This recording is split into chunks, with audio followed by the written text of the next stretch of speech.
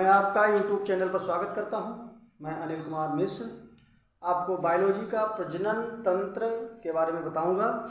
प्रजनन क्या है? देखिए, प्रजनन एक वो प्रक्रिया है जिसके द्वारा ये संसार की निरंतरता चलती रहती है। संसार में जितने भी प्राणी हैं वो इसी की निरंतरता से ही बने रहते हैं और आते जाते रहते हैं, मृत्यु होती रहती है, नए पैदा होते रहते हैं। इसका माध्यम एकमात्र प्रजनन है। जितने जीव हैं, चाहे वो पेड़ पौधे पशु पक्षी कोई हो, वो इसी के माध्यम से जो है वो इनकी नई संतति उत्पन्न होती रहती है और पुरानी मृत्यु को प्राप्त होती रहती है, चली जाती है। तो ये दो प्रकार से होता है। नंबर 1 लैंगिक और नंबर 2 अलैंगिक। लैंगिक और नंबर 2 अलैंगिक।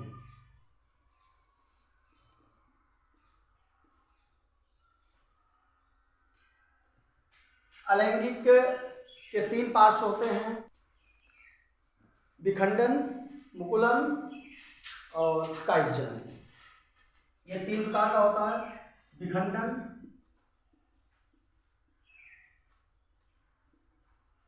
मुकुलन और कायिकजनन।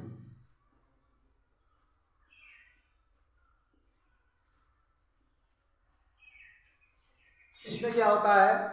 विखंडन में एक कोशिका 2 भागों में विभाजित हो जाती है और जैसे मान लीजिए एक कोशिका है और ये कोशिका बीच में पिचक जाती है और उसके बाद में 2 भागों में विभाजित हो जाती है। और इसी तरीके से मुकुलन में क्या होता है, एक जैसे आपने देखा होगा एक है तो वो उसमें से क्या होता है, एक नया पौधा उगता है और ये अलग हो जाता है और वो अलग हो जाता है। तो इस तरीके से 2 जीव तैयार हो जाते हैं।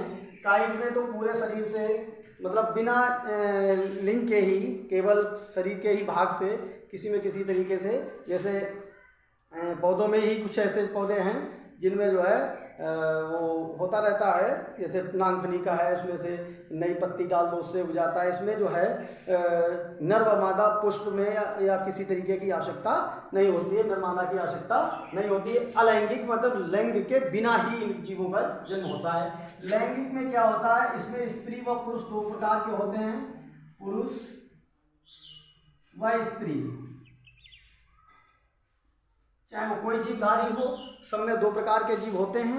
वो जीव जो है क्या करते हैं, जो है अलग अलग लिंग से जो है कुछ अंडाणु उत्पन्न करते हैं। जो स्त्री होती है वो अंडाणु उत्पन्न करती है और जो पुरुष होता है वो शुक्राणु उत्पन्न करता है और उससे जो है जीव संतति की उत्पत्ति होती है। तो इसमें क्या होगा, देखिए पहले मैं पुरुष के बारे में वर्णन करूंगा।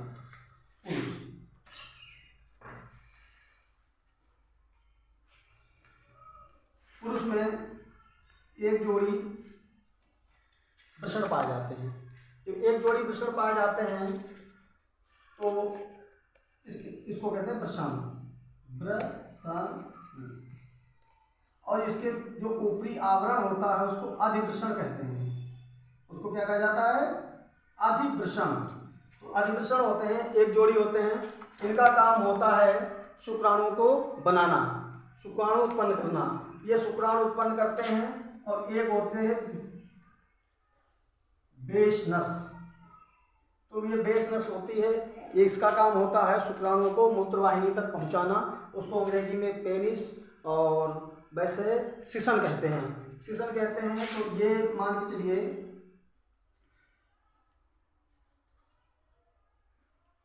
तो ये सिसन होता है। अब इसमें क्या होता है, कपाट लगे होते हैं। तो इसमें मूत्र मार्ग और क्या नाम, शुक्राणु मार्ग अलग अलग होता है, जबकि बाहर एक जैसे ही दिखाई देता है, जैसे लगता है एक जैसे ही आते हैं। प्रजनन के समय क्या होता है, जब मूत्र मार्ग बंद कर दिया जाता है और ये जो है शुक्राणु मार्ग खुल जाता है। और जब मूत्र मार्ग खुल जाता है तो शुक्राणु मार्ग बंद हो जाता है। आप लोगों ने देखा होगा जन्म से तो सभी सांड पैदा होते हैं, लेकिन क्या होता है कुछ बैल बना दिए जाते हैं, उनके केवल क्या होता है वृषण को निकाल लिया जाता है, ठीक है। और वो क्या होते तो नर ही बने रहते हैं, लेकिन उनकी जो प्राथमिक चीज है वो हटा दी जाती है, जिससे कि वो बैल हो जाते हैं। चाहे जितने भी गायों के बीच में रहें, कोई गाय को वो के साथ प्रजनन नहीं कर सकते हैं, या कोई भी जीव हो, बकरा को भी ऐसा देखते हैं कि जो खस्सी बकरा होते हैं, वो खस्सी उसको कहते हैं गांव में, वो उनके पास बदबू भी नहीं आ जाती है। और जो वैसे होते हैं मतलब जिनके पास वृषण होते हैं, उनके पास बदबू भी आने लगती है। तो वो बदबू का भी एक वृषण के कारण है, एक ऐसा ये हार्मोन स्रावित करते हैं जिससे कि ये बदबू आना प्रारंभ हो जाती है। तो मैं आपको बता दूं जो गुर्दा होते हैं, इसको अंग्रेजी में तो किडनी कहते हैं। तो ये गुर्दा जो हैं सेम के आकार के होते हैं, और ये गुर्दा जो हैं वो हमारे शरीर का ब्लड से मूत्र छानने का काम करते हैं, और ये मूत्र जो है मूत्राशय में एकत्रित होता रहता है, और जब ये फुल हो जाती है तो इस मार्ग से तो ये जो लगे होते हैं कपाट, तो वो बंद हो जाते हैं शुक्राणु के, और जो है मूत्र मार्ग खुल जाता है। और जो प्रजनन का समय होता है तो मूत्र मार्ग को बंद कर देते हैं। ऐसे समय में अगर कोई टॉयलेट में जाना भी चाहे तो क्या होता है कि फिर वो टॉयलेट में थोड़ी दिक्कत आती है, क्योंकि कम से कम 10-15 मिनट मूत्र मार्ग को खुलने में लग जाते हैं, ऐसा माना जाता है, ठीक है। माना किया जाता होता ही है कि वो अलग की बात है, सब बात बताई नहीं जाती। तो ये होता है, क्या होता है, तो ये चलता रहता है प्रजनन, और ये जो है एक वो होता है हार्मोन्स जिसको कहते हैं टेस्टोस्टेरोन, जो ये स्रावित करते हैं उसको कहते हैं टेस्टोस्टेरोन।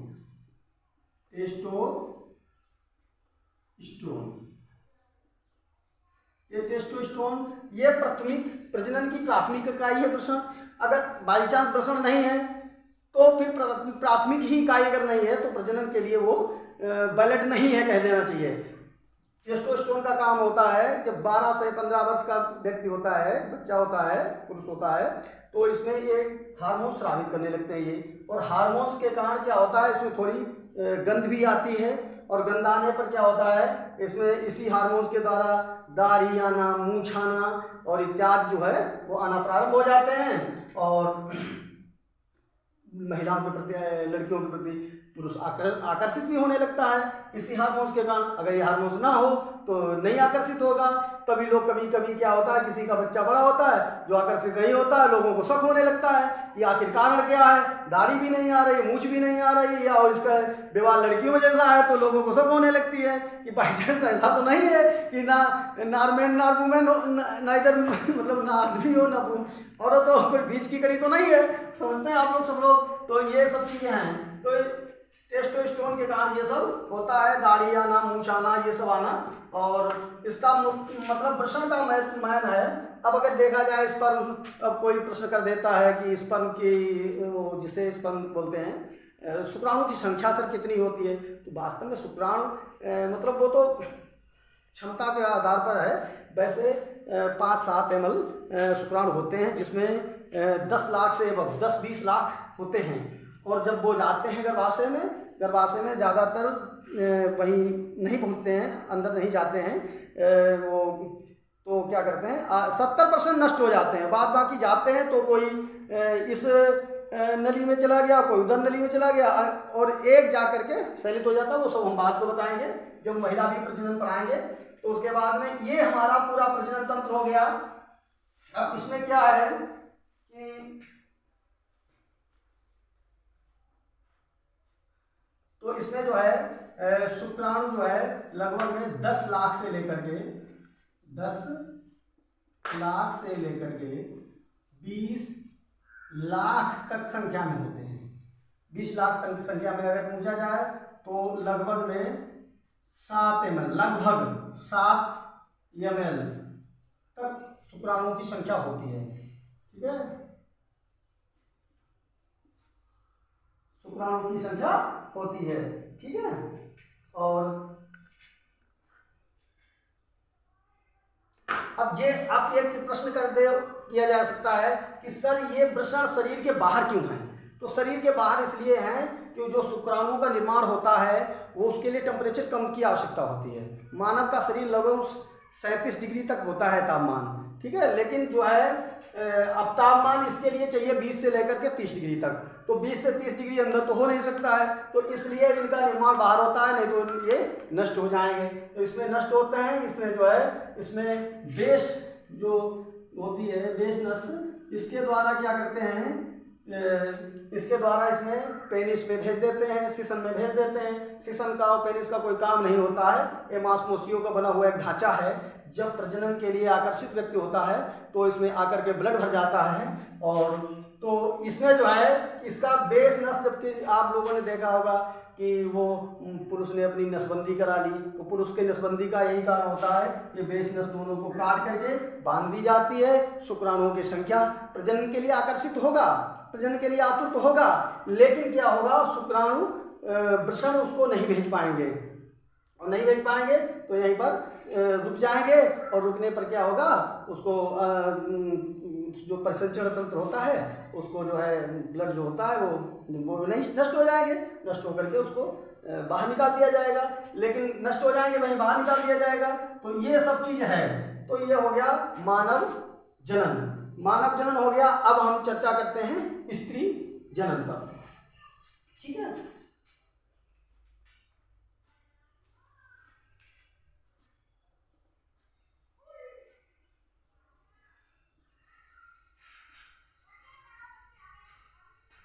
अब स्त्री जनन में स्त्री का क्या होता है, गर्भाशय देखिए तो ये इस टाइप से होता है,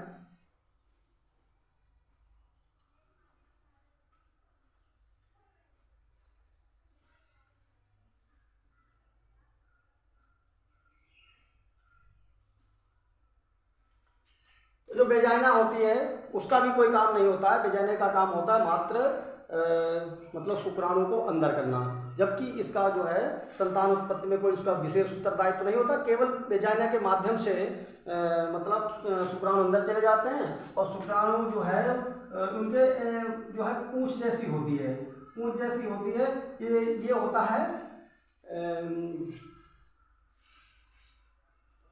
माइटोकॉन्ड्रिया। माइटोकॉन्ड्रिया क्या होती है, ये हिलती रहती है सांप की तरह, और ये इसको आगे बढ़ाने का काम करती है, और 10-20 लाख होते हैं, इसमें कुछ ही हजार शुक्राणु आगे पहुंच पाते हैं, कुछ तो सामने चले जाते हैं, कुछ इधर चले जाते हैं। अच्छा एक चीज और है, जो अंडाणु हैं ये जो है अंडाशय ये जो है पहले से ही उपस्थित होते हैं, लेकिन बहुत सूक्ष्म मात्रा में होते हैं, बहुत सूक्ष्म मात्रा में। और ये क्या करते हैं, एक अंडाणु परिपक्व होता है और वो आकर के इसमें अंडवाहिनी में, ये अंडवाहिनी है, इसमें अंडवाहिनी में आ जाता है, और आने के बाद में यदि शुक्राणु आ जाता है तो शुक्राणु से ये संयुक्त हो जाता है, और ये कोशिका विभाजन प्रारंभ कर देता है, विदलन प्रारंभ कर देता है। 2 से 4, 4 से 8 और 16 कोष्ठकों में विभाजित हो जाता है, और 16 कोष्ठकों में विभाजित होने के बाद में फिर क्या होता है, ये यहाँ से खिसक करके गर्भाशय में आ जाता है, और गर्भाशय में गर्भाशय दुग्ध, ये मान लीजिए यहाँ पहुँच गया, और यहाँ गर्भाशय दुग्ध बना होता है, ठीक है, जो तरल अवस्था में होता है इसको ये अवशोषित करने लगता है, और अवशोषित करके ये पहले से प्रेपर हो जाता है, इसकी मोटी त्वचा हो जाती है। अच्छा ये मोटी त्वचा हर बार नष्ट होती है, मोटी त्वचा, और ये क्या नाम, ये अंडाणु अगर शुक्राणु नहीं जाता है तो ये नष्ट होते रहते हैं, और ये इकट्ठे रहते हैं, और 28 दिन बाद क्या होता है, ब्लड के माध्यम से ये शरीर से बाहर हो जाते हैं। अच्छा इसका मुख्य समय, लोग पूछते हैं मुख्य समय क्या है, वैसे मुख्य समय तो उसका 28 दिन है, लेकिन कभी कभी किसी अनियमितता होने के कारण कुछ पहला भी हो सकता है, पहले भी हो सकता है, और बाद को भी हो सकता है। तो ये जो मार्ग जब खुलता है, ठीक है, मार्ग खुलता है मतलब गर्भाशय खुलता है, तो ये जो है ब्लड के रूप में ये जो प्रेपरिंग है होती है इसकी बच्चे के लिए, वो क्या नाम मांसपेशी ये नष्ट होती है, अंडाणु नष्ट होता है, और ब्लड के माध्यम से बाहर निकलता है। लोग कहते हैं नहीं शरीर का ब्लड निकल रहा है, नहीं वो शरीर का ब्लड नहीं होता है, वो होता तो कलर उसका वैसा ही है, लेकिन ये नष्ट होने का होता है, ठीक है। तो ये नष्ट हो गया, और उसके बाद एक चीज़ और है, इसमें क्या होता है, इसमें एक अंडा अगर इस महीने में इधर बना है, मान लीजिए जुलाई है, जुलाई में इधर बना है तो अगस्त में इधर बनेगा, ठीक है। तो ये प्रक्रिया चलती रहती है। यदि शुक्राणु से संयलित हो गया तो इसके हार्मोन्स जो है सूचना भेज देते हैं कि नया अंडा स्रावित न किया जाए, और जो है नया अंडा स्रावित नहीं करेंगे तो जो है शुक्राणु जो है क्या नाम हो जाएगा, आकर के गर्भाशय में स्थापित हो जाएगा। और गर्भाशय में स्थापित होने के बाद में क्या होता है, जब स्थापित हो जाएगा तो ये जो है लगभग 1.5 महीने में क्या होता है, इसकी हृदय की धड़कन प्रारंभ हो जाती है। आप लोगों को हंसी की बात है कि आप लोगों ने टीवी देखी है और चीज़ें देखी हैं, तो जब प्रारंभ हो जाती है तो क्या करते हैं, फिल्मों में होता है जब हीरोइन जाती है तो वहाँ कान में बता दिया जाता है कि जाइए धीरे से और वो नाम आपको खुशी होने वाली है, प्रसन्नता है, प्रसन्नता की बात है, तो लोग झूम जाते हैं। और होता कब है, जैसे इसकी धड़कन शुरू होती है जैसे महिलाओं को जी मचलाना, चक्कर आना और इस टाइप से अनेक मतलब पता चल जाता है। ये धड़कन जैसे ही धड़कन शुरू होती है बच्चे की, तैसे ही ऐसे सिस्टम से आने लगते हैं। तो ये चीज़ें हैं महिला के गर्भाशय। और महिला का गर्भाशय जो है इसमें क्या होता है, अब कभी कभी तूने देखा होगा महिलाएं बहुत ज़्यादा आकर्षित होती हैं, तो महिलाएं बहुत ज़्यादा आकर्षित हो एक रोग होता है, ठीक है। तो ऐसे ही आप लोगों ने देखा होगा कि डॉक्टर लोग कभी कभी कह देते हैं कि उसकी जो है वो ट्यूब जो है वो खराब हो गया है। इस ट्यूब का नाम होता है, ये होता है फिलोपियन ट्यूब, अंडवाहिनी, हिंदी में उसको कहते हैं अंडवाहिनी। तो ये अंडवाहिनी जो है पिचक जाती है, वैसे ये पतली होती है, ये हमने थोड़ी चौड़ी करके लिख दी है, बना दी है समझाने के हिसाब से। अब ये बहुत पतली होती है तो यहाँ शुक्राणु नहीं जा पाता है, तो ऐसे स्थिति में वो क्या कहते हैं कि अपने मतलब औजारों की वजह से इसके महिला का अंडाणु निकाल लिया, और निकालने के बाद में क्या किया, एक परख नली में पुरुष का शुक्राणु ले लिया और शुक्राणु को संलित कर दिया। संलित करने के बाद में फिर पुनः गर्भाशय में रोपित कर देते हैं। तो ये जो है जब अगर किसी दूसरे महिला के गर्भाशय में, जैसे कुछ महिलाएं ऐसी होती हैं जो अपने फिजिकल को आकर्षित बनाने के लिए मतलब वो क्या करती हैं कि अट्रैक्शन बनाए रखने के लिए किराए पर कर लेती हैं, और किराए पर करने पर वो जो है दूसरे महिला को दे देती हैं बच्चा पालने के लिए। लेकिन अभी कभी कभी ऐसे में दिक्कत भी आ जाती है। दिक्कत ये आ जाती है कि अगर मान लीजिए अंधा लूला लग रहा है या किसी प्रकार का पंग पैदा हो गया तो लेती नहीं उस बच्चे को, और जब उस बच्चे को नहीं लेती है तो उसमें क्या दिक्कत आती है, वो उसी को पालना पड़ता है। तो किराए पर उन्होंने बच्चा लिया था, रोपित कराया था अपने गर्भाशय में। अगर कभी कभी ऐसी भी समस्या आ जाती है कि उनको मृत्यु भी, पैसे के लालच में मृत्यु भी प्राप्त हो जाती है, मर भी जाती है। अब भी देखा होगा कि बहुत सी बच्चाएं महिलाओं को जन्म देती हैं तो इस टाइप से उनकी मृत्यु भी हो जाती है। तो इसे जो है सेरोगेट मदर कहते हैं, ठीक है, सेरोगेट मदर कहते हैं। जब कोई बच्चा दूसरे का जन्म देती है तो उसे सेरोगेट मदर कहते हैं। क्या कहते हैं, सेरोगेट मदर, सेरोगेट मदर। और दूसरा एक होता है test tube baby, test tube baby. Test tube baby क्या होता है, टेस्ट ट्यूब बेबी उसमें भी यही प्रक्रिया होती है, लेकिन ये है कि जिस महिला का अंडाणु निकाला गया और उसके हस्बैंड का शुक्राणु ले लिया गया और परख नली में संलित कर दिया गया। निषेचन उसका तो परख नली में होता है। अंडाणु भाई, अंडाणु को शुक्राणु को संलित होना ही तो निषेचन कहते हैं। निषेचन करके वो उसके गर्भाशय में रोपित कर दिया गया, तो उसी महिला को रोपित कर दिया गया, तो उस बच्चे को टेस्ट ट्यूब बेबी कहते हैं। और जब कोई दूसरा बच्चा किसी दूसरे का और गर्भाशय किसी दूसरे का उसमें रोपित किया जाता है तो ऐसे को सेरोगेट मदर कहते हैं। और जब कोई महिला बहुत ज़्यादा इसके अट्रैक्शन होने लगता है प्रजनन के लिए, तो ऐसी एक रोग होता है, उस रोग का नाम होता है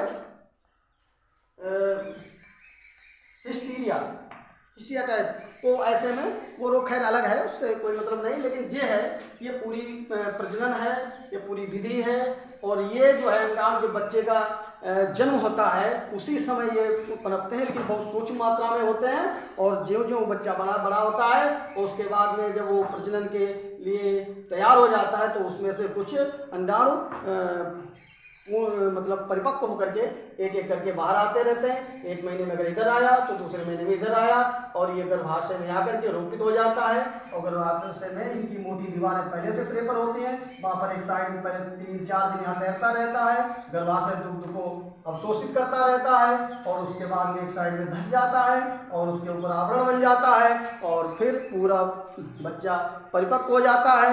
और उसके बाद में ये जब तक बच्चा गर्भ में रहता है तब तक ये भ्रूण कहा जाता है। जिस दिन पृथ्वी पर आ जाता है उस दिन बेबी कहते हैं, बच्चा कहते हैं, चिल्ड कहते हैं। इस तरीके से पूरा हमारा संतति की उत्पत्ति। अगर भाई हमारी ये वीडियो अच्छी लगी हो तो आप लाइक कर दें, कमेंट कर दें, शेयर कर दें।